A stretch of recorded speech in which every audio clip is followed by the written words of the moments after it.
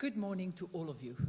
And President De Gioia, I would like to thank you very much for your introduction. And I would like to especially thank you for having quoted that speech that I gave in Mexico.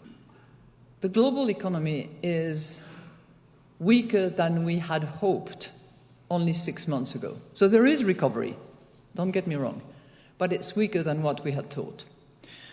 And we forecast a modest pickup in 2015 and that's an important factor, the outlook for potential growth has been pared down.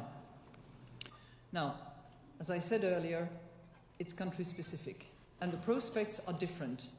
Among the advanced economies, clearly the United States of America and in Europe, the United Kingdom are leading the charge and expected to be stronger. The recovery is much more modest in Japan, and it's the weakest in the euro area, where there are disparities within the same currency zone. Turning to the emerging and developing economies, they have been doing all the heavy lifting in the last 5 years. They've contributed roughly 80% of global growth in the last 5 years. And led by Asia predominantly, given the size and the growth, particularly China, they will continue to contribute massively on the markets. Their debt level has increased, so they should be watching.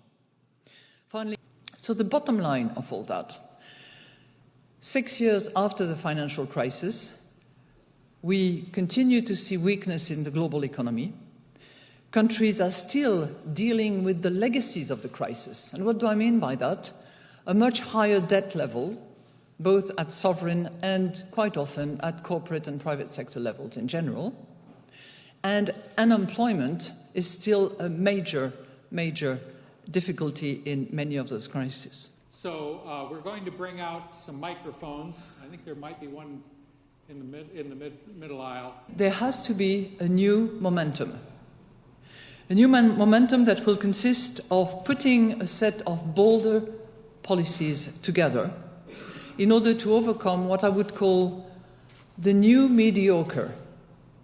And that's a risk if it stagnates as such, if we have this horizon of new mediocre.